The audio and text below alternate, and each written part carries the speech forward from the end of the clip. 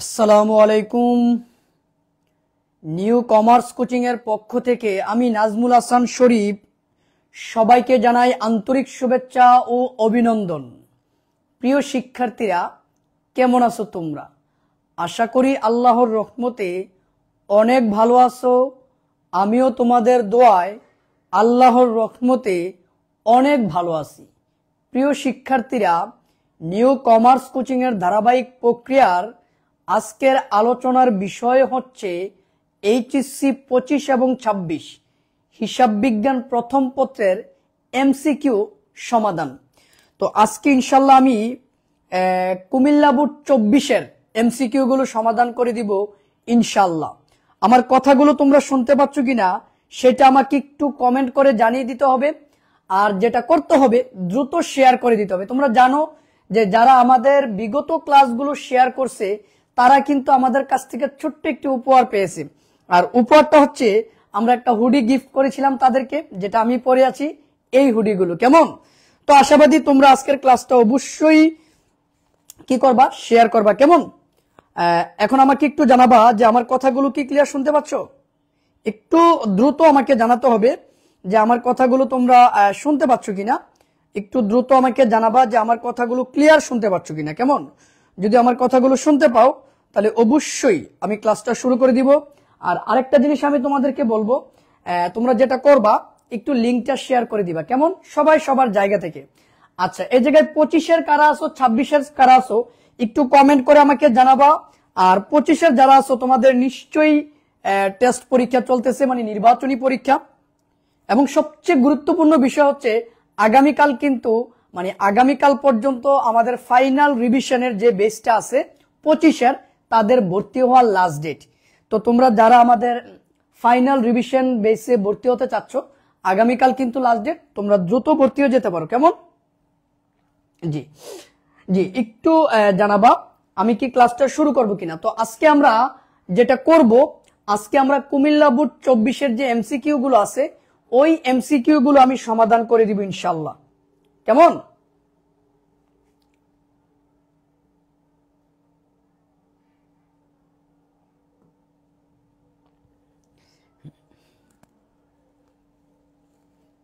একটু দ্রুত।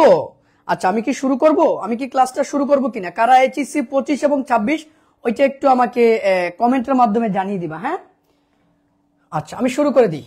আচ্ছা দেখো, প্রথমেই ব্যাংক সমন্বয় থেকে এমসিকিউটা, এটা আমরা মোটামুটি সবাই কিন্তু জানি। হ্যাঁ, তো দেখো ব্যাংক সমন্বয় থেকে কিন্তু আমাদের অনেকগুলো এমসিকিউ আসে, তাই না? তো দেখো আমরা প্রথমেই এটা আলোচনা করি।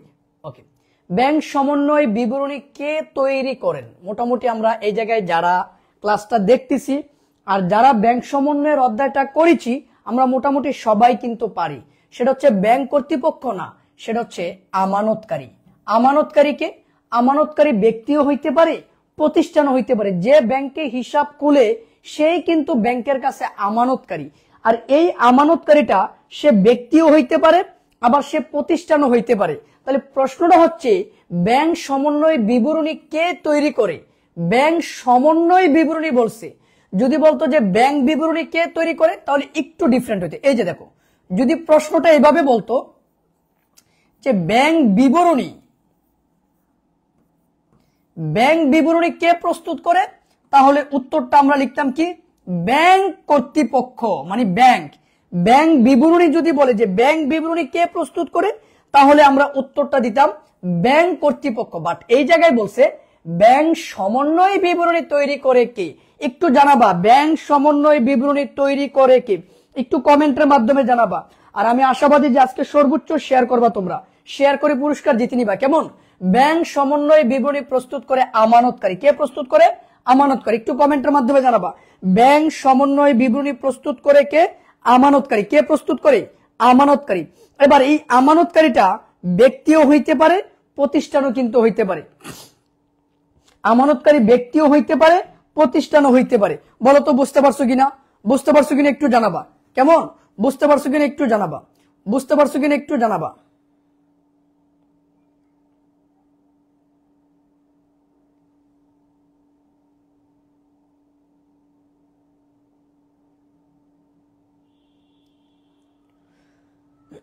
বুঝতে পারছো কিনা একটু জানাবা। তাহলে ব্যাংক সমন্বয় বিবরণী তৈরি করে কে?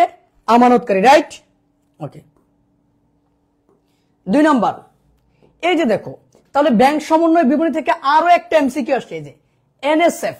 এই এনএসএফ এর পূর্ণ রূপ কি আমরা জানি? নট সাফিসিয়েন্ট ফান্ড, অর্থাৎ পর্যাপ্ত তহবিল না থাকার কারণে জমাকৃত চেকটা কি হয়ে যাবে? প্রত্যাখ্যান হয়ে যাবে। জমাকৃত চেক প্রত্যাখ্যান হবে। এই যে জমাকৃত চেকটা যে প্রত্যাখ্যান হবে, এটা কিসের মাধ্যমে? এনএসএফ। তাহলে এনএসএফ মানে কি? জমাকৃত চেক প্রত্যাখ্যান। এনএসএফ এর পূর্ণ রূপ কি? এনএসএফ এর পূর্ণ রূপ হচ্ছে নট সাফিসিয়েন্ট ফান্ড। তাহলে এই জায়গায় দেখো, ব্যাংক সমন্বয় থেকে আমি অলরেডি 2টা এমসিকিউ কিন্তু পেয়ে গেলাম, তাই না? তাহলে অবশ্যই ব্যাংক সমন্বয় বিবরণীটা আমাদেরকে ভালোভাবে প্রস্তুত করতে হবে। বলো তো বুঝতে পারছো কিনা? বলো তো এটা বুঝতে পারছো কিনা? তাহলে এনএসএফ এটা কি? জমাকৃত চেক প্রত্যাখ্যান। বলো, জমাকৃত চেক প্রত্যাখ্যান, জমাকৃত চেক প্রত্যাখ্যান। এবার রেওয়ামিল থেকে কোশ্চেনটা দিছে, এই জায়গায় দেখো, বলছে রেওয়ামিলে ধরা পড়ে না কোন ধরনের ভুল? আমরা জানি রেওয়ামিলে ধরা পড়বে না কোন ভুলগুলো। যেমন আমরা সাধারণত ভুল 2 প্রকার, একটা হচ্ছে নীতিগত ভুল, আরেকটা হচ্ছে করণিক ভুল। নীতিগত ভুল, আরেকটা হচ্ছে কি? করণিক ভুল, রাইট? এই যে দেখো করণিক ভুল, এই ভুলগুলো কিন্তু রেওয়ামিলে ধরা পড়ে না। করণিক ভুলকে কিন্তু আবার 4 ভাগে ভাগ করে। তো এই জায়গায় দেখো, বাদ পড়ার ভুল এটা হচ্ছে একটা করণিক ভুল, পরিপূরক ভুল এটা একটা করণিক ভুল, আর নীতিগত ভুল তো আলাদা একটা জিনিস। তাহলে এই ভুলগুলোর ফলে রেওয়ামিলে আমাদের কোনো সমস্যা হবে না, রেওয়ামিলের 2 পাশ মিলে যাবে। তার মানে এই ভুলগুলো কিন্তু ধরা পড়ে না, মানে এই ভুলগুলো করলে আমার রেওয়ামিলের 2 পাশের যোগফল কিন্তু মিলে যাবে। বিষয়টা এমন না যে এই ভুলগুলো করার কারণে আমার রেওয়ামিলটা মিলবে না, মিলবে, রেওয়ামিল মিলবে, বাট তুমি একটা ভুল করে যাবা। সেই ভুলগুলো হচ্ছে বাদ পড়ার ভুল, যেটা হিসাবের খাত থেকে বাদ পড়ে যায়, হ্যাঁ, হিসাব লিপিবদ্ধ থেকে বাদ পড়ে যায়। নীতিগত ভুল মানে কি? মূলধন জাতীয় লেনদেনকে ভুলে মুনাফা জাতীয় লেনদেন নামে লিখা, আবার মুনাফা জাতীয় লেনদেনকে ভুলে মূলধন জাতীয় লেনদেন নামে লিখা। তারপরে পরিপূরক ভুল মানে কি? পরিপূরক ভুল মানে হচ্ছে ডেবিট দিকে যে ভুলটা আমি করব, সমপরিমাণ ভুল আমি আবার কোথায় করব? ক্রেডিট পাশে করব। তাহলে ডেবিট এবং ক্রেডিট পাশের 2টা ভুলের ফলে কিন্তু আমার উভয় পাশের গড় মিলটা কমে যাবে। তাহলে দেখো এই জায়গায় 3টাই কিন্তু সঠিক, 1 2 3, এই জায়গায় 3টাই কিন্তু সঠিক। বলো তো বুঝতে পারছো কিনা? বলো তো বুঝতে পারছো কিনা? আমাকে একটু জানাবা কমেন্টের মাধ্যমে। বলো তো বুঝতে পারছো কিনা? আমি জানি যে অনেকের টেস্ট পরীক্ষা চলতেছে, দেখি কারা কারা ক্লাসে আছে, একটু লাইক দিয়ে জানিয়ে দিবা যে কারা কারা ক্লাসে আসো। আমি জানি যে তোমাদের পরীক্ষা চলতেছে, তারপরও আমি কেন ক্লাসটা রাখলাম এটা হয়তো বা অনেকেই মন খারাপ করতে পারো যে এখন কেন ক্লাসটা, তাই না? আচ্ছা দেখো, এখন ক্লাসটা রাখার কারণ তো অবশ্যই আছে, রাইট? আচ্ছা এবার দেখো, এবার প্রশ্নটা বলছে বিক্রয় মূল্যের উপর মুনাফার হার যদি 20% হয়, তাহলে ক্রয় মূল্যের উপরে কত হবে? নিশ্চয়ই 25%, রাইট? এই যে দেখো, বিক্রয় মূল্যের উপরে মুনাফার হার 20% হইলে ক্রয় মূল্যের উপর হবে কয় পার্সেন্ট? 25%। যদি 25% হইতো তাহলে আমরা উত্তরটা হইতো 33.33%। যদি 33.33% কথা বলতো তাহলে হয়তো কয় পার্সেন্ট? 50%। তাহলে এই জায়গায় বলছে দেখো, বিক্রয় মূল্যের উপরে মুনাফার হার যদি 20% হয়, তাহলে ক্রয় মূল্যের উপরে মুনাফার হার হবে কত পার্সেন্ট? 25%। এই জায়গায় ক্রয় মূল্য বলতে কি বোঝায়? ক্রয় মূল্য মানে হচ্ছে বিক্রিত পণ্যের ব্যয়। ক্রয় মূল্য মানে হচ্ছে কি? বিক্রিত পণ্যের ব্যয়। ক্রয় মূল্য মানে হচ্ছে কি? বিক্রিত পণ্যের ব্যয় বোঝায়, কেমন? তাহলে এই যে দেখো, এই জায়গায় কি বলছি? বিক্রয় মূল্যের উপরে মুনাফার হার 20% হলে ক্রয় মূল্যের উপর মুনাফার হার হবে কয় পার্সেন্ট? 25%। বলো তো বুঝতে পারছো কিনা? বলো তো বুঝতে পারছো কিনা? একটু দ্রুত কমেন্ট করে আমাকে জানাইতে হবে, একটু দ্রুত কমেন্ট করে আমাকে জানাইতে হবে, কেমন? বুঝতে পারছো? বুঝতে পারছো? সবাই বুঝতে পারছো? তাহলে এটার উত্তর কোনটা হবে? দেখো, যদি বলে 16%,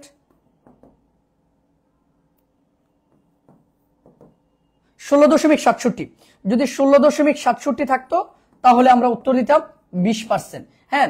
আর 20% হলে উত্তর 25%, 25% হলে 33.33%, 33.33 থাকলে উত্তর হবে 50%। এই নিয়মটা একটু মাথায় রাখবা, তাইলেও হবে। বুঝতে পারছি আমরা সবাই? ওকে। এবার দেখো এই জায়গায় কি বলছে? বলছে নিট মুনাফার পরিমাণ 60,000 টাকার পরিবর্তে আমি 80,000 টাকা যদি লিখে ফেলি তাহলে মোট সম্পদের পরিমাণ কত হবে ভাই? 20,000 টাকা বৃদ্ধি পাবে মোট সম্পদের পরিমাণ। দেখো আমার নিট মুনাফার পরিমাণ 60,000 টাকার পরিবর্তে আমি কত হাজার টাকা লিখে ফেললাম? 80,000 টাকা লিখে ফেললাম। তো এই যে দেখো আমার লেখার কথা ছিল 60,000 টাকা, আমি 60,000 টাকা না লিখে আমি নিট মুনাফাটা কত লিখছি? 80,000 টাকা ধরে আমি অঙ্কটা করছি। তাহলে আমার মোট সম্পদের পরিমাণ এই জায়গায় কত দেখাবে? হ্যাঁ, মোট সম্পদের পরিমাণ আমার 20,000 টাকা বৃদ্ধি পাবে। মোট সম্পদের পরিমাণ আমার কত বৃদ্ধি পাবে? 20,000 টাকা বৃদ্ধি পাবে। এরপরে আসো, আবার একটা রেওয়া মিল থেকে প্রশ্ন করছে এই জায়গায়। আবার দেখো একটা রেওয়া মিল থেকে প্রশ্ন আসছে। দেখো রেওয়া মিল থেকে কি প্রশ্ন আসছে? মিস্টার আবির ট্রেডার্স যন্ত্রপাতি ক্রয় করছে 5 লক্ষ টাকা। মিস্টার আবির ট্রেডার্স যন্ত্রপাতি ক্রয় করছে 5 লক্ষ টাকা। ভুল ক্রমে এটাকে ক্রয় হিসাবে লিখছে।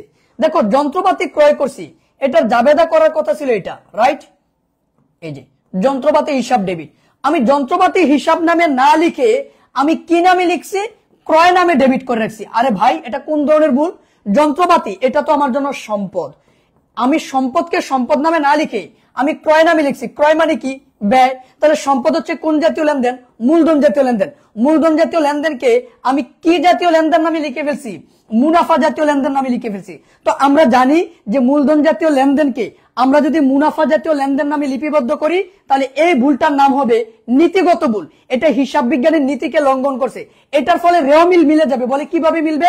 দেখো যন্ত্রপাতি রেওয়া মিলের কোথায় বসে? ডেবিটে। ক্রয় রেওয়া মিলের কোথায় বসে? ডেবিটে। তার মানে রেওয়া মিলের দুই দিকের যোগফলের কোনো পার্থক্য হবে না। পার্থক্যটা শুধু কোথায় হবে?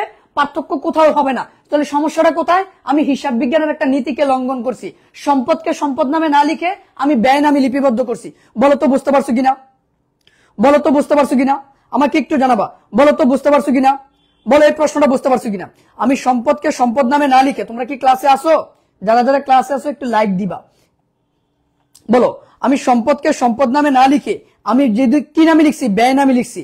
তাহলে নীতিগত ভুল কিন্তু দুই ধরনের। নীতিগত ভুল কিন্তু দুই ধরনের। কি? মূলধন জাতীয় লেনদেনকে মুনাফা জাতীয় লেনদেন নামে লিখা নীতিগত ভুল, আবার মুনাফা জাতীয় লেনদেনকে মূলধন জাতীয় লেনদেন নামে লিখা এটাও কিন্তু নীতিগত ভুল। তার মানে আমরা হিসাব বিজ্ঞানের নীতিকে লঙ্ঘন করছি। ক্লিয়ার? বলেন বুঝতে পারছেন কিনা? আমাকে একটু জানাবেন। বুঝতে পারছেন? এটা কি বুঝতে পারছেন? এটা কি বুঝতে পারছেন? আমাকে একটু জানাবেন। এবার সেম কোশ্চেনটা থেকে আরেকটা উত্তর দিতে হবে আমাদেরকে। এখন বলছে যে এটার সংশোধনী দাখিলা কি হবে? তাইলে দেখো আমি ভুলে কি করছিলাম তখন? ভুলে কিন্তু আমি এইটা নামে লিখে রেখেছিলাম, এই যে ক্রয় ডেবিট করছিলাম। আমি তখন ভুলে ক্রয়কে ডেবিট নামে লিখছিলাম। আসলে কি ডেবিট পাশে কি লেখার কথা ছিল? আসলে ডেবিট পাশে লিখতে হবে যন্ত্রপাতিকে। তাহলে এটা সঠিক জাবেদা হবে যন্ত্রপাতি ডেবিট। এবার ভুলে যে আমি ক্রয়কে ডেবিট নামে লিখে রাখছিলাম, এখন এই ক্রয়কে ক্রেডিট পাশে নিয়ে আসতে হবে। কারণ ভুলে তুমি বাড়ায় রাখছিলা ক্রয়কে, এখন ক্রয়কে তোমার হ্রাস করতে হবে। ভুলে তখন তুমি ক্রয় নামে ডেবিট করে রাখছিলাম, এখন এই ক্রয়টাকে তোমার কি করতে হবে? নিচের দিকে নিয়ে আসতে হবে, ক্রেডিট দিকে নিয়ে আসতে হবে। তাহলে এটার সংশোধনী দাখিল হবে যন্ত্রপাতি হিসাব ডেবিট, ক্রয় হিসাব ক্রেডিট। যন্ত্রপাতি হিসাব ডেবিট, ক্রয় হিসাব ক্রেডিট। এই যে এটার সংশোধনী দাখিল হচ্ছে এটা, যন্ত্রপাতি হিসাব ডেবিট, ক্রয় হিসাব ক্রেডিট। কেন যন্ত্রপাতিকে ডেবিট দিকে লিখলাম? আরে ভাই যাকে যেই জায়গায় রাখার কথা সেই জায়গায় না লিখে আমি ক্রয়কে ভুলে এই জায়গায় লিখে ফেলছি। লেখার কথা ছিল যন্ত্রপাতিকে ডেবিট, আমি ভুল করে ক্রয় নামে ডেবিট করছি। এখন যন্ত্রপাতিকে তার জায়গাটা তাকে দিয়ে দিব, আর ক্রয়কে যে জায়গায় লিখে রাখছিলাম তাকে আমি নিচের দিকে নামিয়ে দিব। বলো তো বুঝতে পারছো কিনা? বুঝতে পারছো কিনা বলো। আচ্ছা এবার আসো, বকেয়া বেতনের বিপরীত দাখিলা কোনটা? বকেয়া বেতনের সমন্বয় জাবেদা কি ছিল? এই যে এটা ছিল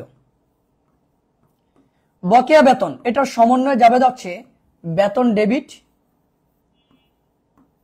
বকেয়া বেতন ক্রেডিট। এটা ছিল সমন্বয় জাবেদা বকেয়া বেতনের। আমরা সবাই জানি বকেয়া বেতনের জাবেদা এটা। এখন এটাকে বিপরীত জাবেদা করতে বলছে। বিপরীত মানে কি? এটাকে উল্টাই দিতে হবে। তাহলে আমরা লিখবো বকেয়া বেতন ডেবিট, বেতন হিসাব ক্রেডিট। বকেয়া বেতন হিসাব ডেবিট, বেতন হিসাব ক্রেডিট। বকেয়া বেতন হিসাব ডেবিট, বেতন হিসাব ক্রেডিট। বকেয়া বেতন হিসাব ডেবিট, বেতন হিসাব ক্রেডিট। বলেন তো বুঝতে পারছেন কিনা? বলেন তো বুঝতে পারছেন কিনা? বলেন বুঝতে পারছেন কিনা? এবার দেখেন এই জায়গায় বলছে পণ্য ক্রয় 4 লক্ষ টাকা, প্রারম্ভিক মজুদ পণ্য 30,000 টাকা, বিক্রিত পণ্যের ব্যয় 3 লক্ষ টাকা, মোট লাভ 2 লক্ষ টাকা। বিক্রয়ের পরিমাণ কত? ভাই বিক্রয়ের পরিমাণ বাইর করতে বলছে না? তাহলে সূত্রটা লিখেন। বিক্রয়ের পরিমাণ আমরা কিভাবে বাইর করব? বিক্রয়ের পরিমাণ আমরা বাইর করব বিক্রিত পণ্যের ব্যয়, বিক্রিত পণ্যের ব্যয় প্লাস মোট লাভ। তাহলে বিক্রিত পণ্যের ব্যয় কত? 3 লাখ, মোট লাভ কত? 2 লাখ। তাহলে আমরা যদি দুইটা যোগ করি তাহলে হবে কয় লাখ? এই যে 5 লাখ। দেখেন 5 লাখ হবে, তাহলে এই যে 5 লাখ। তাহলে আমাদের বিক্রয়ের পরিমাণ হবে কয় লাখ? 5 লাখ। বিক্রয়ের পরিমাণ কত হবে? 5 লাখ। বিক্রয়ের পরিমাণ কত হবে বলেন তো? 5 লক্ষ টাকা হবে। বুঝতে পারছেন কি এটা? বুঝতে পারছেন? বলেন এটা কি বুঝতে পারছেন? এবার দেখেন সেম কোশ্চেনে আরেকটা জিনিস বলছে যে পণ্য ক্রয় 4 লক্ষ টাকা, সেম জিনিস, বাট এবার বাইর করতে বলছে সমাপনী মজুদ পণ্যের পরিমাণ কত। ভাই সমাপনী মজুদ পণ্যের পরিমাণ বাইর করতে বলছে, তাহলে পণ্য ক্রয় করছে 4 লাখ, হ্যাঁ, প্রারম্ভিক মজুদ পণ্য ছিল 30,000, তাহলে টোটাল হইল কত? 4,30,000 টাকা। এবার এই জায়গায় বিক্রিত পণ্যের ব্যয় কত? 3 লক্ষ টাকা। তাহলে আমি যদি বিয়োগ করে দেই তাহলে আমার থাকবে কত? 1,30,000 টাকা। তাহলে আমার উত্তর হবে 1,30,000 টাকা। উত্তর হবে কত? 1,30,000 টাকা। উত্তর হবে কত? 1,30,000 টাকা।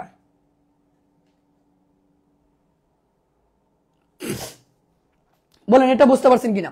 একটু কমেন্ট করে আমাকে জানাবেন এটা কি বুঝতে পারছেন? এটা কি বুঝতে পারছেন? আসেন আপনারা ক্লাসে না ঘুমাই গেছেন? আপনারা ক্লাসে আসেন না ঘুমাই গেছেন? এটা কি বুঝতে পারছেন? পণ্য ক্রয় 4 লক্ষ টাকা, প্রারম্ভিক মজুদ পণ্য 30,000 টাকা, বিক্রিত পণ্যের ব্যয় কত? 3 লক্ষ টাকা। তাহলে মোট লাভ 2 লক্ষ টাকা হলে সমাপনী মজুদ পণ্যের মূল্য কত? সমাপনী মজুদ পণ্যের মূল্য কত? কেমন? সমাপনী মজুদ পণ্যের মূল্য কত? এবার দেখেন, এবার প্রশ্নটা কি বলছে একটু খেয়াল করেন। নিচের কোনটি মূলধন জাতীয় আয়? ভাই মূলধন জাতীয় লেনদেন কোনগুলো? সম্পদ সবসময় মূলধন জাতীয় লেনদেন। সম্পদ সবসময় কোন জাতীয় লেনদেন হয়? মূলধন জাতীয়। এটা আমাদেরকে মাথায় রাখতে হবে। সম্পদ সবসময় মূলধন জাতীয় লেনদেন হয়। এবার আমি যদি সম্পদ ক্রয় করি তাহলে এটা হবে মূলধন জাতীয় ব্যয়, আর সম্পদ যদি বিক্রি করি তাহলে এটা হবে মূলধন জাতীয় আয়। তাহলে জমি এটা হচ্ছে আমার জন্য সম্পদ, আমি কি করছি? বিক্রয় করছি। তাহলে জমি বিক্রয় এটা হচ্ছে আমার জন্য মূলধন জাতীয় লেনদেন, তবে এটা মূলধন জাতীয় আয়, কারণ বিক্রি করছি, বিক্রি করার কারণে টাকা আসছে, তাই না? এটাই হবে আমার জন্য মূলধন জাতীয় আয়। এই যে জমি বিক্রয় এটাও হবে আমার জন্য মূলধন জাতীয় আয়। নিচের কোনটি মূলধন জাতীয় আয়? জমি বিক্রয়। এই যে দেখো নিচের কোনটি মূলধন জাতীয় আয়? জমি বিক্রয়। কোনটি? জমি বিক্রয়। বলো তো বুঝতে পারছো কিনা? বলো তো বুঝতে পারছো কিনা? ক্লাসে আসো, আচ্ছা শেয়ার করবা, গিফট পাবা, তাই না? আর আমাদের যে ফাইনাল রিভিশন বেস আছে সেটাতে যদি কালকের মধ্যে ভর্তি হতে পারো 1999 টাকায় তুমি কোর্সটা পেয়ে যাচ্ছ। 4টা subject, accounting, finance, management, marketing. পিছনের সমস্ত ক্লাস রেকর্ড আছে ওয়েবসাইটে, এবং হচ্ছে গিয়ে আমাদের আনলিমিটেড মডেল টেস্ট পরীক্ষা দিতে পারবা। কেমন? তো আর দেরি না করে এখনই জয়েন হতে পারো। আচ্ছা তারপরে আসো আমরা চলে যাই তারপরের কোশ্চেনটাতে। হ্যাঁ,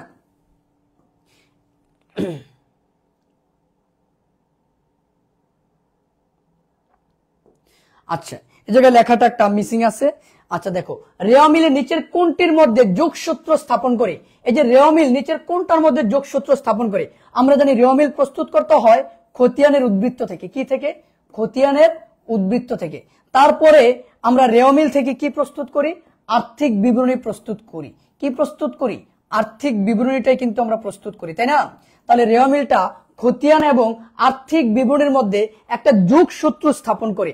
তাহলে এই যে বি নাম্বারটা, খতিয়ান ও আর্থিক বিবরণীর মধ্যে একটা যোগসূত্র স্থাপন করে। তাহলে রেওয়া মিল কার মধ্যে যোগসূত্র স্থাপন করে বলেন তো? রেওয়া মিল কাদের মধ্যে যোগসূত্র স্থাপন করে বলেন?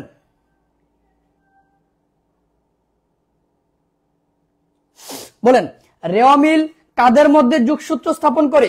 খতিয়ান এবং আর্থিক বিবরণীর মধ্যে। খতিয়ান এবং আর্থিক বিবরণীর মধ্যে। রেওয়া মিল কার মধ্যে যোগসূত্র স্থাপন করে? খতিয়ান এবং আর্থিক বিবরণীর মধ্যে। খতিয়ান এবং আর্থিক বিবরণীর মধ্যে। আচ্ছা তারপরে দেখো এই জায়গায় বলছে প্রদেয় হিসাবের টাকা পরিশোধ করলে হিসাব সমীকরণের উপর কি প্রভাব ফেলবে? হিসাব সমীকরণ কোনটা? এ সমান সমান এল প্লাস ও ই, রাইট? আচ্ছা এবার আমরা প্রদেয় হিসাব মানে পাওনাদারকে পরিশোধ করছি, তাহলে এটার জাবেদা কি হবে? এই যে আমরা পাওনাদারকে দিছি, তার মানে পাওনাদার হিসাব ডেবিট। তারপরে আমাদের কাছ থেকে নগদ অর্থ চলে গেছে, তাহলে আমরা লিখবো নগদান হিসাব ক্রেডিট। নগদ মানে সম্পদ, সম্পদ হ্রাস পাইছে। পাওনাদার মানে এল, পাওনাদারকে দিয়ে দিছি, এল ও হ্রাস পাইছে, তার মানে সম্পদ হ্রাস দায় হ্রাস। এই যে সম্পদ হ্রাস এবং দায় হ্রাস, পাওনাদারকে পরিশোধ করার ফলে আমার দুইটা জিনিস হয়েছে। পাওনাদারকে পরিশোধ করার ফলে কি হয়েছে দেখো, সম্পদ হ্রাস পাইছে, দায়ও হ্রাস পাইছে। এই যে প্রদেয় হিসাব, এটা মানে দায়। আমরা সবসময় একটা কথা মনে রাখবো, দায়ের এন্ট্রি যদি কখনো ডেবিট পাশে দেখো তাহলে তুমি ধরে নিবা দায় হ্রাস পাইছে, সম্পদের এন্ট্রি যদি ক্রেডিট পাশে দেখো তাহলে তুমি ধরে নিবা সম্পদ হ্রাস পাইছে। কেমন বলো, বুঝতে পারছো কিনা?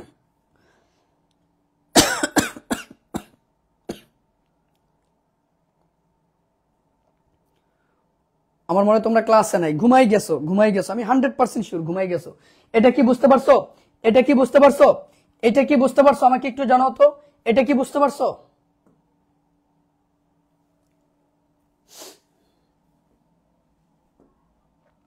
এবার দেখো, মালিকের ব্যক্তিগত অর্থ দ্বারা কারবারের জন্য পণ্য ক্রয় করলে সঠিক জাবেদা কোনটি? মালিকের ব্যক্তিগত অর্থ দ্বারা আমরা কারবারের জন্য পণ্য ক্রয় করছি না? ক্রয় করলে কিন্তু ব্যয় হয়, আর ক্রয় কথাটা সবসময় ডেবিট পাশে বসবে। তাহলে আমরা লিখবো ক্রয় হিসাব ডেবিট। টাকাটা কিন্তু ব্যবসা থেকে যায় নাই, টাকাটা কে দিছে? মালিক যা দেয় তা কি? মূলধন। তাহলে আমরা লিখবো মূলধন হিসাব ক্রেডিট। তাহলে এটাই হচ্ছে জাবেদা, ক্রয় হিসাব ডেবিট, মূলধন হিসাব ক্রেডিট। ক্রয় হিসাব ডেবিট, মূলধন হিসাব ক্রেডিট। ক্রয় হিসাব ডেবিট, মূলধন হিসাব ক্রেডিট। ক্রয় হিসাব ডেবিট, মূলধন হিসাব ক্রেডিট। ক্রয় হিসাব ডেবিট, মূলধন হিসাব ক্রেডিট। দেখো, মালিকের ব্যক্তিগত অর্থ দ্বারা কারবারের জন্য পণ্য ক্রয় করলে সঠিক জাবেদা কোনটি হবে? এই যে ক্রয় করছি, তাহলে ক্রয় হিসাব ডেবিট। এবার টাকাটা কে দিছে? মালিক। যেহেতু মালিক অর্থ দিয়েছে, তাই না? যেহেতু মালিক অর্থ দিছে, তাহলে মালিক যদি ব্যবসায় কোনো কিছু দেয় তাহলে আমরা কি নামে লিখবো? মূলধন নামে লিখবো। কি নামে লিখবো? মূলধন নামে লিখবো। রাইট? বলো, বুঝতে পারছো কিনা? বুঝতে পারছি? আমরা কি সবাই বুঝতে পারছি? একটু কি জানানো যায়? আমরা কি সবাই বুঝতে পারছি? একটু জানাবেন প্লিজ।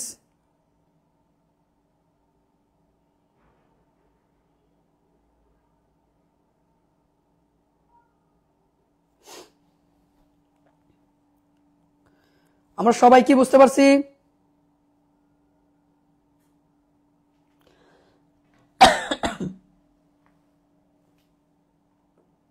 ওকে,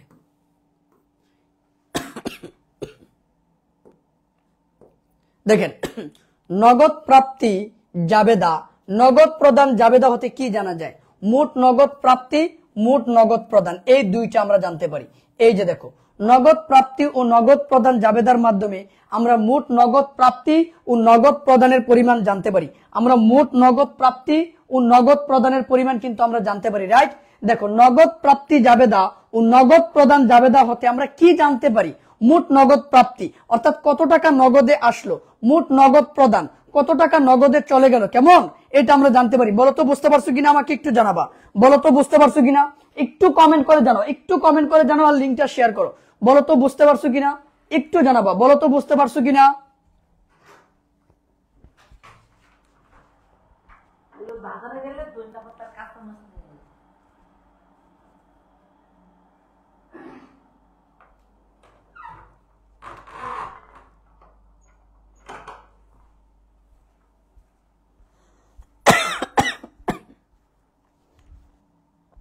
একটু অসুস্থ, তারপরে ক্লাস নিচ্ছি, দেখি কতটুকু নেওয়া যায়।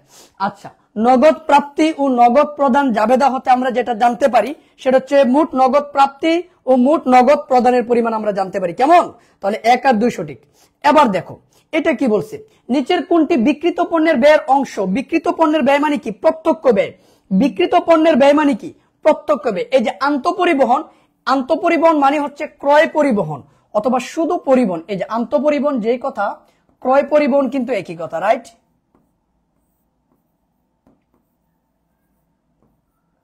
অথবা শুধু পরিবহন একই কথা। এটা আমাদের জন্য বিক্রিত পণ্যের ব্যয়। আর এই যে অফিস ভাড়া, এটা পরিচালন ব্যয়। তারপরে বেতন ও মজুরি, এটা অনেকে বলতে পারো মজুরি, ভাই মজুরির আগে কি আছে? বেতন। তাহলে বেতন ও মজুরি থাকলে এটা কিন্তু পরিচালন ব্যয় হবে। যদি বিষয়টা এইভাবে থাকতো, এই যে মজুরি ও বেতন, এই যে দেখো মজুরি ও বেতন থাকতো, তাহলে আমরা এটাকে বিক্রিত পণ্যের ব্যয় ধরতাম। মজুরি ও বেতন যদি থাকতো তাহলে আমরা এটাকে বিক্রিত পণ্যের ব্যয় ধরতে পারতাম। কেমন? ভালো করে খেয়াল করো।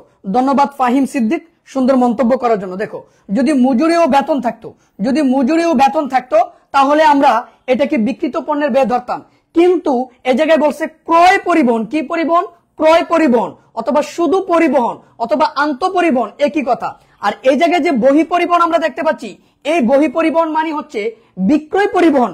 বিক্রয় পরিবহন কিন্তু আমাদের জন্য পরিচালন ব্যয়, এটা বিক্রিত পণ্যের ব্যয় না, বিক্রিত পণ্যের ব্যয় না। বলো তো বুঝতে পারছো কিনা? এই জায়গায় আন্তঃপরিবহন হবে, কি হবে? আন্তঃপরিবহন হবে। তারপরে দেখো কার্যপত্র হতে জানা যায় না কোনটি, প্রশ্নটা কি বলছে সেটা আগে আমাদেরকে বুঝতে হবে। কার্যপত্র এটা কিন্তু একটা ঐচ্ছিক ধাপ, কার্যপত্র হচ্ছে ঐচ্ছিক ধাপ, কার্যপত্র প্রস্তুত করা বাধ্যতামূলক নয়। কার্যপত্র হচ্ছে আর্থিক বিবরণী প্রস্তুতের রুটম্যাপ।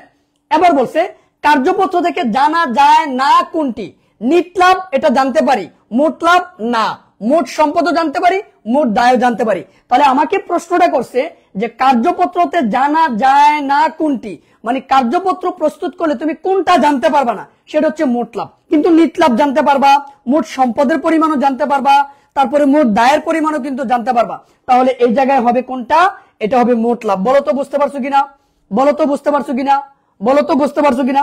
কার্যপত্র থেকে তোমাদের অঙ্ক আসবে এবং কার্যপত্র থেকে তোমাদের এমসিকিউ আসবে, ভালো করে শিখবা। তারপরে 8 কলাম বিশিষ্ট কার্যপত্রে কোনটি থাকে না? আমরা জানি কার্যপত্রের ধাপ কয়টা, কার্যপত্র প্রস্তুত করতে আমাদেরকে কয়টা ধাপ কমপ্লিট করতে? 5টা। একটা হচ্ছে রেওয়া মিল, আরেকটা হচ্ছে সমন্বয়, আরেকটা হচ্ছে সমন্বিত রেওয়া মিল, আরেকটা হচ্ছে আয় বিবরণী, আরেকটা হচ্ছে আর্থিক অবস্থার বিবরণী। এই যে দেখো এই 5টা প্রস্তুত করতে হয়। কয় গড়া বিশিষ্ট কার্যপত্রের ক্ষেত্রে? 10 গড়া বিশিষ্ট কার্যপত্রের ক্ষেত্রে এই 5টা ধাপ আমাদেরকে প্রস্তুত করতে হবে। যদি 8 গড় বিশিষ্ট কার্যপত্র আমি প্রস্তুত করি তখন এই জায়গা থেকে সমন্বিত রেওয়ামিল নামক যে গড়টা আছে এটার কোনো প্রয়োজন নাই, সমন্বিত রেওয়ামিল নামক যে গড়টা আছে এটার কোনো প্রয়োজন নাই। তাহলে এই যে সমন্বিত রেওয়ামিল এটা 8 গড় বিশিষ্ট কার্যপত্র প্রস্তুত করার সময় এটার কোনো প্রয়োজন নাই, বাকি সবগুলোর প্রয়োজন আছে। এই যে রেওয়ামিল প্রয়োজন আছে, সমন্বয় প্রয়োজন আছে, আয় বিবরণী প্রয়োজন আছে, নাই কোনটা? সমন্বিত রেওয়ামিল। নাই কোনটা? সমন্বিত রেওয়ামিল। নাই কোনটা? সমন্বিত রেওয়ামিল। বলো তো বুঝতে পারছো কিনা? বলো তো বুঝতে পারছো কিনা? ক্লাসে আসো, যারা ক্লাসে আসো একটু লাইক দিবা, একটু কমেন্ট করবা এবং একটু শেয়ার করবা। আর ফাইনাল রিভিশন বেসটা যদি এনরোল করতে চাও তাহলে আমাদের হোয়াটসঅ্যাপে যোগাযোগ করতে পারো, কেমন? অথবা আমাদের পেজে মেসেজ দিয়ে যোগাযোগ করতে পারো। বুঝতে পারছো কিনা একটু জানাবা, বুঝতে পারছো কিনা একটু জানাবা। আচ্ছা, হিসাব চক্রের কোন ধাপটি ঐচ্ছিক? মাত্র বললাম হিসাব চক্রের কোন ধাপটি ঐচ্ছিক, সেটা হচ্ছে কার্যপত্র। কার্যপত্র, কার্যপত্র। হিসাব চক্রের ক্ষেত্রে কোন ধাপটি ঐচ্ছিক? সেটা হচ্ছে কার্যপত্র। কার্যপত্র, কার্যপত্র প্রস্তুত করা বাধ্যতামূলক নয়, এটা একটা ঐচ্ছিক ধাপ। কার্যপত্র হচ্ছে আর্থিক বিবরণী প্রস্তুতের রোডম্যাপ। আমরা যখন আর্থিক বিবরণী প্রস্তুত করব ওই আর্থিক বিবরণী প্রস্তুত করার জন্য একটা রোডম্যাপ তৈরি করতে হবে আমাকে, ওই রোডম্যাপটাই হচ্ছে কার্যপত্র। তাহলে আর্থিক বিবরণী প্রস্তুতের রোডম্যাপটাকে কার্যপত্র, কিন্তু কার্যপত্র আমাদের জন্য কি ধাপ? ঐচ্ছিক ধাপ। কেমন? আশা করি আমরা সবাই বুঝতে পারছি। তারপরে এই জিনিসটা আমি ওই দিন ফ্রি ক্লাসে, আমি কয়েকদিন আগে যে ফ্রি ক্লাস নিয়েছিলাম সেই জায়গায় কিন্তু এটা আলোচনা করেছিলাম, মনে পড়ে কি? কোন স্থায়ী সম্পদের উপরে অবচয় দ্বারা যাবে না? আমরা জানি যে স্থায়ী সম্পদের মেয়াদকাল সীমিত নয়, ভূমি। ভূমি হচ্ছে এমন একটা স্থায়ী সম্পদ যার ব্যবহার কাল, যার মেয়াদকাল সীমিত না। ভূমি ব্যতীত অন্যান্য যত প্রকার স্থায়ী সম্পদ আছে প্রত্যেকটা স্থায়ী সম্পদের মেয়াদকাল, জীবনকাল সীমিত। তাই ভূমি ব্যতীত অন্যান্য সকল স্থায়ী সম্পদের উপরে অবচয় ধরতে হয়। তাহলে অবচয় ধরা যাবে না কার উপরে? একমাত্র ভূমির উপরে। এই যে দেখো এখানে স্পষ্ট বলছে কার উপরে আমরা অবচয় ধরতে পারবো না, সেটা হচ্ছে ভূমির উপরে আমরা কোনো অবচয় ধরতে পারবো না। আমরা এই জায়গায় ভূমির উপরে কোনো কি ধরতে পারবো না? অবচয় ধরতে পারবো না। আমরা ভূমির উপরে কি ধরতে পারবো না? অবচয় ধরতে পারবো না। আমরা ভূমির উপরে কি ধরতে পারবো না? অবচয় ধরতে পারবো না। বলো তো বুঝতে পারছো কিনা? বলো তো বুঝতে পারছো কিনা? দালান কোটা অবশ্যই ধরতে হবে, আসবাবপত্র অবশ্যই ধরতে হবে, যন্ত্রপাতি অবশ্যই ধরতে হবে। কেন? কারণ তাদের ব্যবহারিক জীবনকাল সীমিত। এই সম্পদগুলোর ব্যবহারিক জীবনকাল সীমিত। একমাত্র ভূমি যার ব্যবহারিক জীবনকাল সীমিত না। ভূমি আদিম অক্ষয়, ভূমি আদিম অক্ষয়, যার কারণে ভূমির উপরে কোনো প্রকার অবচয় ধার্য করা যাবে না, যাবে না, যাবে না। বলো তো বুঝতে পারছি কিনা? বলো তো বুঝতে পারছি কিনা? বলো বুঝতে পারছি কিনা? সবার কি টেস্ট পরীক্ষা চলতেছে? একটু কমেন্ট করে জানাবেন। সবার কি টেস্ট পরীক্ষা চলতেছে? একটু কমেন্ট করে জানাবেন। হ্যাঁ, এই যে দেখেন অগ্রিম খরচ সমন্বয়করণ বাদ পড়লে আর্থিক বিবরণীতে কি প্রভাব ফেলবে? যে কোনো অগ্রিম খরচ, তাই না?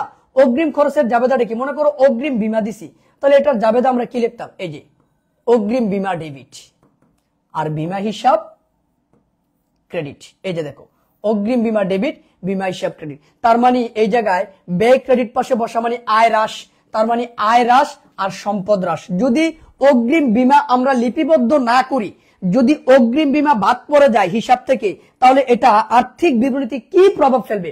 আয় হ্রাস পাবে, সম্পদ হ্রাস পাবে, আয় হ্রাস পাবে, সম্পদ হ্রাস পাবে, আয় হ্রাস পাবে, সম্পদ হ্রাস পাবে। কেমন? আচ্ছা, এবার দেখো একটা অঙ্ক দেওয়া, আমরা অঙ্কটা একটু সমাধান করি প্লিজ। একটি মেশিনের ক্রয় মূল্য 4 লক্ষ টাকা, মেশিনটির আনুমানিক আয়ুষ্কাল 10 বছর, সরলরৈখিক পদ্ধতিতে বাৎসরিক অবচয় 35,000 টাকা, অর্থাৎ 1 বছরে অবচয় হয় 35,000 টাকা। এবার বলছে মেশিনটির ভগ্নাবশেষ মূল্য কত, মানে 10 বছর পরে ওই মেশিনের ভগ্নাবশেষ মূল্য কত হবে? 10 বছর পরে ওই মেশিনের ভগ্নাবশেষ মূল্য কত হবে? ভাই ভগ্নাবশেষ মূল্য কি?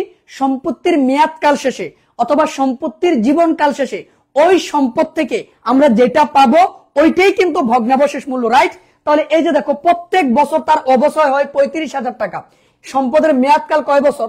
10 বছর। তাহলে 35,000-কে 10 দ্বারা যদি আমরা গুণ দেই তাহলে আমাদের হবে 3,50,000।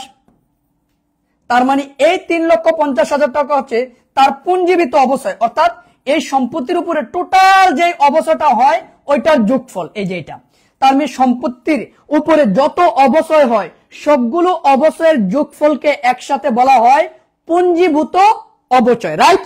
এবার আমরা বাইর করব ভগ্নাবশেষ মূল্য। ভগ্নাবশেষ মূল্যটা বাইর করব কিভাবে? সম্পত্তির মোট মূল্য থেকে টোটাল পুঞ্জীবিত অবচয়টা যদি বাদ দিয়ে দেই, তারপর যেটা থাকবে এটাই হচ্ছে ভগ্নাবশেষ মূল্য। তার মানে মেয়াদকাল শেষে ওই সম্পদ থেকে আমি এটা পাবোই পাবো। বলো বুঝতে পারছো কিনা?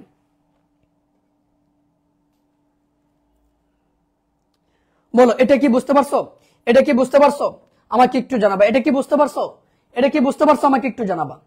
এবার দেখো এনে বলছে ম্যানেজারের নিট মুনাফার 10% হারে কমিশন পায়। হ্যাঁ, ম্যানেজারের কমিশন সহ নিট মুনাফা 40,000 টাকা, 44,000 টাকা। তার মানে এই 44,000 টাকার সাথে কমিশনের টাকাটা অন্তর্ভুক্ত। তাহলে কয় পার্সেন্ট ধরবো? 10%। যেহেতু সহ বলছে তাহলে 110 দ্বারা আমি কি করব? ভাগ করব। 110 দ্বারা আমি ভাগ করব, তাহলে হবে আমার 4,000 টাকা। এই যে দেখো এই 4,000 টাকা হচ্ছে আমার কমিশন। হ্যাঁ, যেহেতু সহ বলছে, এই যে দেখো কমিশন সহ নিট মুনাফা, তার মানে এই নিট মুনাফাটার সাথেই কিন্তু আমার কি আছে? কমিশনের টাকাটা অন্তর্ভুক্ত আছে। তার মানে এটার ভিতরেই কিন্তু টাকাটা আছে, এটার ভিতরেই কিন্তু টাকাটা আছে। এর জন্য আমি 10 দিয়ে গুণ করব, 110 দ্বারা ভাগ করব। তাহলে কত আসে বলো তো? কত আসে বলো? হ্যাঁ, কত আসে বলো? কত আসে বলো? তাহলে আসবে 4,000 টাকা। হ্যাঁ, যাদের পরীক্ষা হিসাব বিজ্ঞান প্রথম পত্র, এই এমসিকিউ গুলো কিন্তু কাজে লাগবে। একটু দেখে যাবেন প্লিজ, একটু দেখে যাবেন, একটু দেখে যাবেন। দেখেন বুঝতে পারছেন? জানাবেন বুঝতে পারছেন কি? ওকে, একটু জানাবেন বুঝতে পারছি আমরা? আমরা কি এটা বুঝতে পারছি? আচ্ছা, দুতরফা দাখিলা পদ্ধতির উৎপত্তিকাল কোনটি? দুতরফা দাখিলা পদ্ধতি একটি বৈজ্ঞানিক পদ্ধতি, হ্যাঁ, নির্ভরযোগ্য পদ্ধতি। কেমন? হিসাব বিজ্ঞান দুতরফা দাখিলা পদ্ধতিকে অনুসরণ করে। আর এই দুতরফা দাখিলা পদ্ধতির উৎপত্তিকাল হচ্ছে 1494 খ্রিস্টাব্দে। 1494 খ্রিস্টাব্দে। হ্যাঁ, ইতালির প্রসিদ্ধ গণিতবিদ না লুকা পেসুলি 1494 খ্রিস্টাব্দেই কিন্তু এই দুতরফা দাখিলা পদ্ধতি আবিষ্কার করেছিলেন। তাহলে দুতরফা দাখিলা পদ্ধতির উৎপত্তিকাল 1494 খ্রিস্টাব্দ। দুতরফা দাখিলা পদ্ধতির উৎপত্তিকাল 1494 খ্রিস্টাব্দ, কিন্তু দুতরফা দাখিলা পদ্ধতির উৎপত্তিকাল 1494 খ্রিস্টাব্দ। বলো বুঝতে পারছো কিনা? দুতরফা দাখিলা পদ্ধতির উৎপত্তিকাল 1494 খ্রিস্টাব্দ। দুতরফা দাখিলা পদ্ধতির উৎপত্তিকাল 1494 খ্রিস্টাব্দ। দুতরফা দাখিলা পদ্ধতির উৎপত্তিকাল 1494 খ্রিস্টাব্দ নাকি?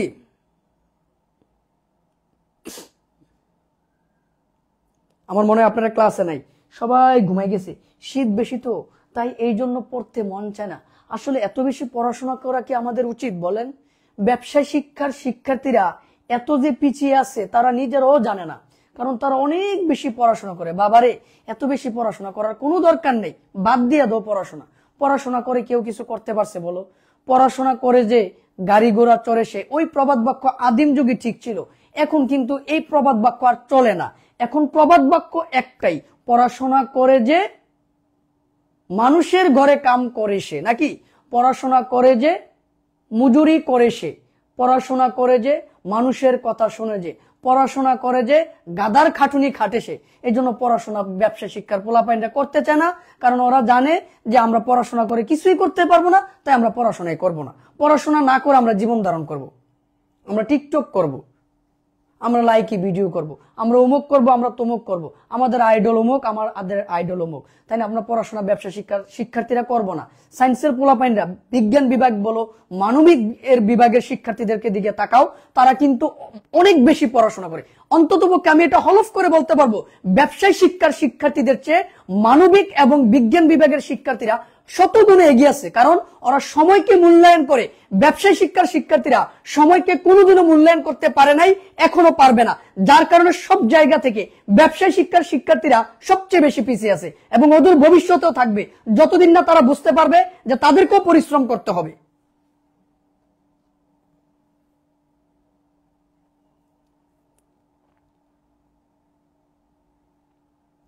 কেন আপনারা পিছিয়ে আছেন?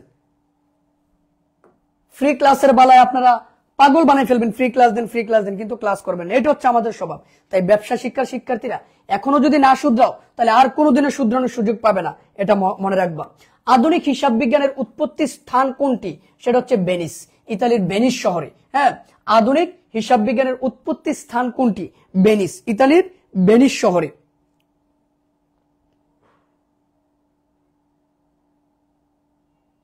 না না, পড়াশোনা করে যে গাড়ি ঘোড়া চড়ে সে না, টিকটক করে যে গাড়ি ঘোড়া কিনে সে, টিকটক করে যে ফ্ল্যাট কিনে সে, টিকটক করে যে সেলিব্রিটি হয় সে, কাপল ব্লগ করে যে গাড়ি ঘোড়া কিনে সে, গাড়ি ঘোড়ায় চড়ে না, চড়বে না, কিনবে কিনবে। আর পড়াশোনা যে করবে সে কখনোই গাড়ি ঘোড়া কিনতে পারবে না, কারণ হচ্ছে ব্যবসা শিক্ষার পোলাপাইন দিয়ে গাড়ি ঘোড়া আর কিনা যাবে না। কারণ যেই পড়াশোনা, এই পড়াশোনা দিয়ে গাড়ির চাক্কাও পাওয়া যাবে না। গাড়ি তো সে দূরের কথা, গাড়ির যে 4টা চাক্কা লাগে, ওই 4টা চাক্কার মধ্যে একটা চাক্কাও পাওয়া যাবে না। হ্যাঁ, এই জন্য ব্যবসা শিক্ষার পোলাপাইন গুলো এত যে বলদ, আগে জানতাম না, একটু চালাক হন। হ্যাঁ, এত হিসাব করেন, হ্যাঁ এত হিসাব করে আর্থিক অবস্থার বিবরণীর দুই পাশ সমান করে পরীক্ষায় মিলাই দিয়ে চলে আসেন, কিন্তু নিজের আর্থিক অবস্থার বিবরণী তো মিলাইতে পারলেন না, নিজের রেজাল্টের হিসাব তো আর মিলাইতে পারলেন না, নিজের জীবনের হিসাব তো আর মিলাইতে পারলেন না। শুধু খাতা কলমে আর্থিক অবস্থার বিবরণীর এ সমান সমান এল প্লাস ই, অর্থাৎ বাম পক্ষ ডান পক্ষ মিলাই দিয়ে চলে আসেন। যদি নাও মিলে নিজের পকেট থেকে দিয়া অনিশ্চিত হিসাব দিয়ে মিলাই চলে আসেন, কিন্তু আপনার রেজাল্টের হিসাবটা কে মিলাবে? আপনার জীবনের হিসাবটা কে মিলাবে? কিভাবে জীবন ধারণ করবেন, কিভাবে নিজের বাপ মার মুখ উজ্জ্বল করবেন, স্যারদের মুখ উজ্জ্বল করবেন, ওই হিসাব কি মিলাইছেন? একবারও মিলান নাই। কিন্তু তাই আপনারা আছেন পড়াশোনা না করে কিভাবে সময় পার করা যায়। দেখেন, বাংলাদেশের ব্যাটের আইন চালু হয় কত সালে? ব্যাট, যেটাকে আমরা বলি মোশক। মোশক মানে কি? মূল্য সংযোজন কর।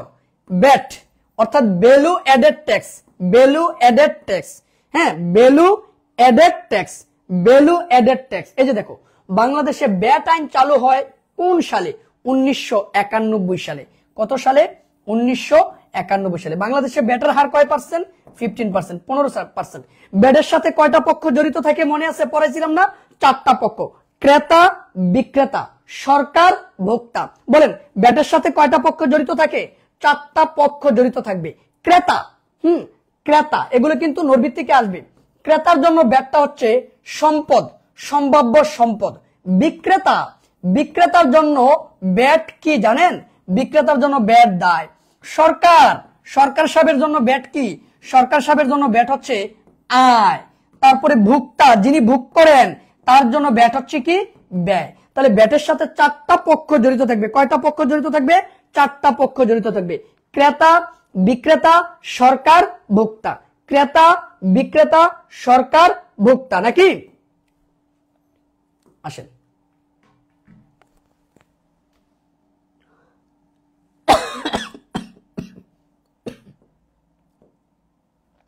এবার দেখেন হিসাব সমীকরণের ওই এর বর্ধিত রূপ কোনটি? ওই মানে কি? মালিকানা সত্ত্ব। মালিকানা সত্ত্বের উপাদান কয়টা? 4টা। মালিকানা সত্ত্বের উপাদান কয়টা? 4টা। মালিকানা সত্ত্বকে কয়টা জিনিস প্রভাবিত করে? 4টা। এর ভিতরে 2টা জিনিস মালিকানা সত্ত্বকে কি করে? বৃদ্ধি করে। আর 2টা জিনিস মালিকানা সত্ত্বকে কি করে? হ্রাস করে। যেই 2টা জিনিস মালিকানা সত্ত্বকে বৃদ্ধি করে, একটা হচ্ছে কি? মূলধন, আরেকটা হচ্ছে কি? আয়। যেই 2টা জিনিস মালিকানা সত্ত্বকে হ্রাস করে, একটা হচ্ছে কি? উত্তোলন, আরেকটা হচ্ছে কি? ব্যয়। তাহলে মূলধনকে কি দ্বারা প্রকাশ করে? সি। আয়কে কি দ্বারা প্রকাশ করে? আর। আর মানে রেভিনিউ। আর মানে কি? রেভিনিউ। উত্তোলনকে কি দ্বারা প্রকাশ করি? ডি। আর ব্যয়কে কি দ্বারা প্রকাশ করি? ই এক্স অথবা ই দ্বারা। এবার দেখুন, এই 2টার আগে প্লাস থাকবে কারণ এই 2টা বৃদ্ধি করে, এই 2টার আগে মাইনাস থাকবে কারণ এই 2টা মালিকানা সত্ত্বকে হ্রাস করে। তাহলে এই যে দেখেন, ই এর আগে মাইনাস এবং এই যে ডি এর আগে মাইনাস এবং আর এর আগে প্লাস, সি এর আগে প্লাস। বলে এই জায়গায় প্লাস কই? বামে দিয়ে কোনো চিহ্ন না থাকা মানে প্লাস, তার মানে এটাই কিন্তু সঠিক। এই যে এটাই কিন্তু সঠিক। দেখেন বুঝতে পারছেন কিনা? তাহলে এটাই কিন্তু কি? সঠিক। বুঝতে পারছেন? বলেন, এখন বলেন এটা কি বুঝতে পারছেন? তাহলে বর্ধিত সমীকরণ কোনটা বা বর্ধিত রূপ কোনটা? বর্ধিত মানে ভাঙা। ভাঙা। আমরা এই ওই কে ভেঙে আমরা কয়টা বাইর করছি? 4টা বাইর করছি, রাইট? ওই 4টা হচ্ছে এটা। বলেন বুঝতে পারছেন কিনা?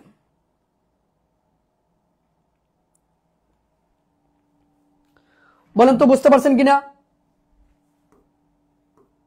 এবার দেখেন হিসাবের পাকা বই কোনটি? হিসাবের পাকা বই বা স্থায়ী বই বা রাজা বই বলা হয় কোনটিকে? হিসাবের পাকা বই, স্থায়ী বই বা রাজা বই বলা হয় কোনটিকে? হিসাবের পাকা বই, স্থায়ী বই অথবা রাজা বই বলা হয় কোনটিকে? হিসাবের পাকা বই, স্থায়ী বই অথবা রাজা বই বলা হয় কোনটিকে? হিসাবের পাকা বই, স্থায়ী বই, রাজা বই বলা হয় কাকে? খতিয়ানকে। হ্যাঁ, রেওয়ামিল হিসাবের কি যাচাই করে? গাণিতিক শুদ্ধতা যাচাই করে। জাবেদার কাজ কি? লিপিবদ্ধ করা। জাবেদার কাজ কি? লিপিবদ্ধ করা। খতিয়ানের কাজ কি? সংক্ষিপ্ত করা। খতিয়ানকে কি বলা হয়? পাকা বই, স্থায়ী বই, রাজা বই। আর হিসাবের প্রাথমিক বই যদি বলতো কোনটা, তাহলে আমরা দিতাম জাবেদা। কিন্তু এই জায়গায় প্রশ্ন বলছে হিসাবের পাকা বই কোনটি? খতিয়ান। এবার আসেন, এবার প্রশ্নটা করছে হিসাব চক্রের প্রথম ধাপ কোনটি? আমরা জানি হিসাব চক্রের প্রথম ধাপ হচ্ছে লেনদেন শনাক্তকরণ। লেনদেন শনাক্তকরণ। হিসাব বিজ্ঞানের প্রথম ধাপ হচ্ছে লেনদেন শনাক্তকরণ, দ্বিতীয় ধাপ হচ্ছে লেনদেন লিপিবদ্ধকরণ, নাকি? তাহলে হিসাবের এই যে দেখো, এই জায়গায় দেখো হিসাব চক্রের প্রথম ধাপ কোনটি? লেনদেন শনাক্তকরণ।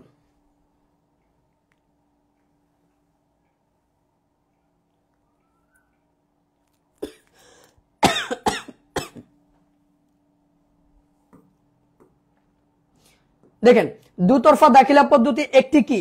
পূর্ণাঙ্গ পদ্ধতি। সঠিক। দুতরফা দাখিলা পদ্ধতি মানে প্রত্যেকটা লেনদেনের কয়টা পক্ষ থাকবে? 2টা পক্ষ। সর্বনিম্ন 2টা পক্ষ থাকতে হবে। এই 2টা পক্ষকে বলা হয় দ্বৈত সত্তা, অর্থাৎ একজন নিবে আরেকজন দিবে। দাতা গ্রহিতা, আদান প্রদান। তার মানে এটাই হচ্ছে দুতরফা দাখিলা পদ্ধতির মূল বৈশিষ্ট্য। এটা একটা আধুনিক পদ্ধতি, নির্ভরযোগ্য পদ্ধতি, পূর্ণাঙ্গ পদ্ধতি, বিজ্ঞানসম্মত পদ্ধতি।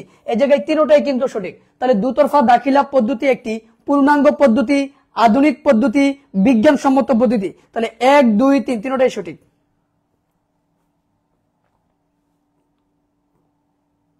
শেষ।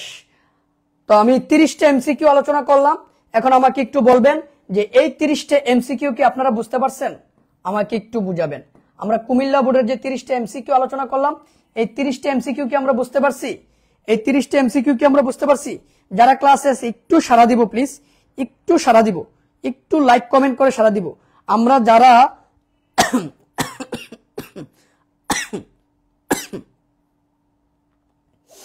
যারা ক্লাসে আছে আমরা একটু সাড়া দিই। আমরা কি এই এমসিকিউ গুলো বুঝতে পারছি? আমরা কি এই এমসিকিউ গুলো বুঝতে পারছি? বলেন। আমরা 30টা এমসিকিউ আলোচনা করছি। কয়টা এমসিকিউ? 30টা এমসিকিউ। তো আমরা আজকে আলোচনা করলাম Comilla board 19, sorry Comilla board 24।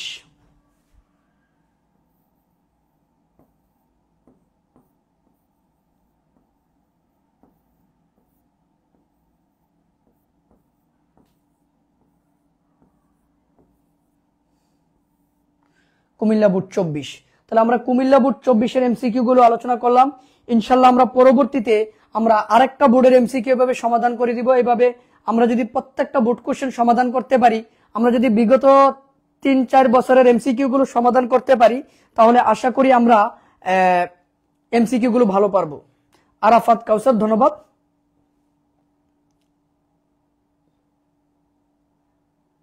জি, যারা ক্লাসটা পাননি আপনি পিছনের ক্লাসগুলো দেখে নেবেন।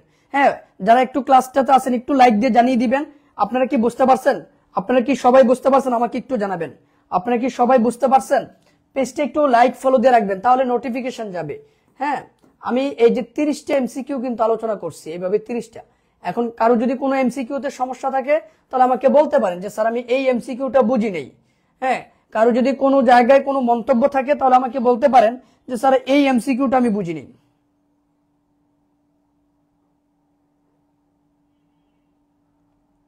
জি, এসএসসি বেসের ক্লাস হয়।